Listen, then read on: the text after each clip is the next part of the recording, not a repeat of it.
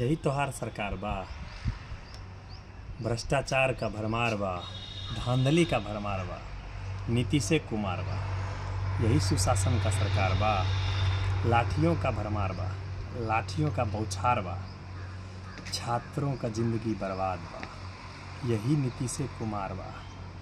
अब क्या करी जनता, किसान, मजदूर, छात्र सब मिलकर भी आपको हराने का प्रयास किया। सब चाहा कि आप मुख्यमंत्री ना बने, क्योंकि आपकी जो पहली सरकार थी उसके तुलना में आपकी अगली सभी सरकारें बिल्कुल बर्बाद सी हो गई। आप बिहार के तीसरे स्तर के दल हुए, फिर भी मुख्यमंत्री आप ही हुए। शर्म आती है बिहार की ऐसी राजनीति पर, चाहे अग्रणी दल आरजेडी हो या अग्रणी दल बीजेपी हो, लेकिन मुख्यमंत्री नीतीश कुमार ही रहते हैं। हमें मुख्यमंत्री से समस्या नहीं है, समस्या हमें इस चीज़ों से है कि आप सुनते क्यों नहीं हैं बच्चों की बात, आप सुनते क्यों नहीं हैं किसानों की बात। कुछ तो कीजिए। जहाँ तहाँ धांधली हो रही है, सभी परीक्षाएं बर्बाद हो रही हैं। आप ग्रेस मार्क दे दिए हैं।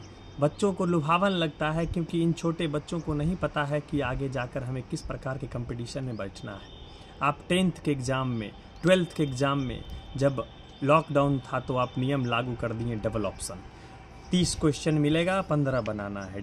100 मिलेगा, 50 बनाना है। 8 लॉन्ग मिलेगा, 4 लॉन्ग बनाना है। उस समय तो ठीक है कि मान लीजिए आप पढ़ाई नहीं करवाएं स्कूल में तो चलेगी। आप ये कह के चले गए कि लॉकडाउन में बच्चों की पढ़ाई नहीं हुई, यही परीक्षाएं होंगी। लेकिन उसके बाद तो आप इस नियम को बदल सकते थे। आप इस नियम को बदलिए। आप लोगों को खुश करने के लिए, आप अभिभावकों को खुश करने के लिए ग्रेस मार्क देते हैं। बच्चा 28 नंबर ला रहा है, +2 करके 30 कर दे रहे हैं, पास हो गया बच्चा।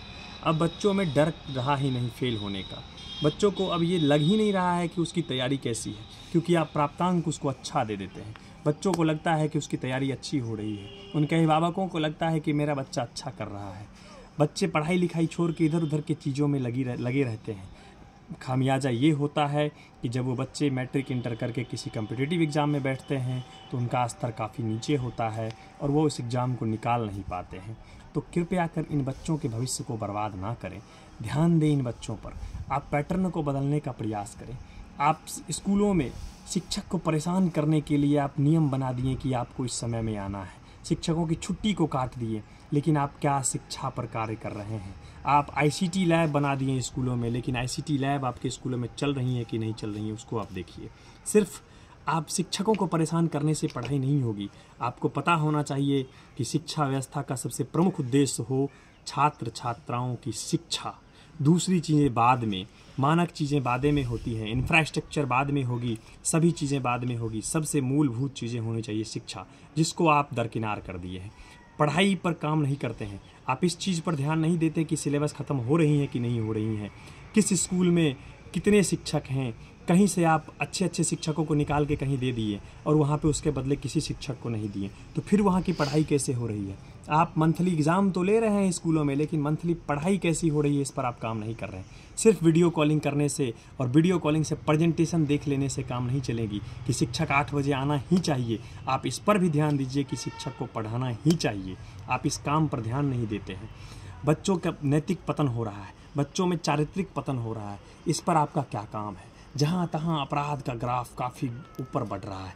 18 साल, 20 साल, 15 साल के लड़के अपराध में घुसे हुए हैं। उनको ये समझ में नहीं आता है कि गलत क्या है, सही क्या है। आपका इस पर क्या विचार है, आप इस पर क्या कर रहे हैं। सवाल तो आपसे ही करेंगे, क्योंकि दल में आप हैं, सत्ता में आप हैं। जब सत्ता में आरजेडी होगी तो सवालें उनसे होगी, जब सत्ता में सिर्फ बीजेपी आएंगी तो सवालें उनसे होगी। मुख्यमंत्री पद पर जो भी आएगा सवाल उससे करना चाहिए। आप चाहे कोई भी दल जीतता है सर, मुख्यमंत्री आप ही रहते हैं, इसलिए सवाल सिर्फ आपसे होंगी। आप एक बात बताइए कि शिक्षक के पेंशन को आप काट दिए। केंद्र सरकार आर्मी के पेंशन को हटाने का प्रयास कर रही है। भारत के सभी नौकरी के पेंशन को हटाना चाह रही है। लेकिन शर्म तो करो कि जब आप एक बार विधायक बनते हैं तो उसका भी आपको पेंशन मिलता है। जब नेता कोई सांसद बनता है उसका भी मिलता है। मतलब किसी भी आप सरकारी पदों पे जब नेता के रूप में आप जाते हैं तो सबका अलग अलग पेंशन मिलता है।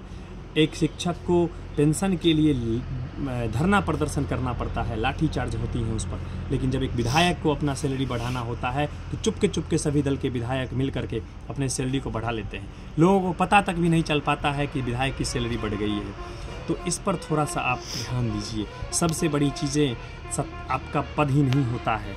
आप ध्यान रखिए हमेशा, जवानी जिधर चलती है जमाना उधर चलता है।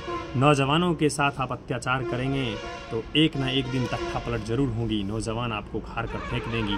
कब तक ये सिस्टम चलेगी कि जीतेगा कोई भी मुख्यमंत्री बनेंगे आप, ऐसा समय हमेशा नहीं होगा। ध्यान रखिए, हर आदमी आपसे नाराज है।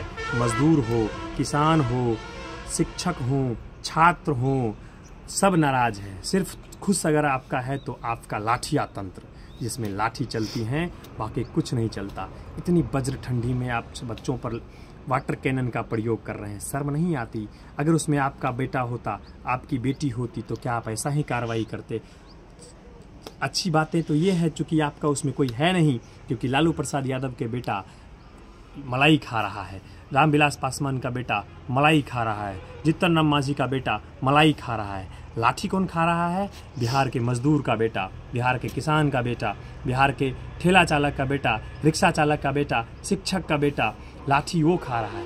मलाई तो आप खा रहे हैं। इसलिए आपको कैसे पता चलेंगे कि दर्द क्या होती है? आपको कैसे पता चलेंगे कि उस ठंडी में जब पीठ पे लाठियों की धारियाँ निकलती हैं, लाल लाल हो जाती हैं पीठें, तो उसका क्या दर्द होता है? चलाने में तो बड़ा मज़ा आता है आपको, कभी खा के तो देखिए। जब आपकी गाड़ी, जब आपका काफिला 1 मिनट के लिए रास्ते में रुक जाता है तो आप उस पर कार्रवाई करते हैं। लेकिन आपके काफिले के कारण अगर किसी आदमी का मौत हो जाता है तो उसको कोई पूछने वाला नहीं होता है।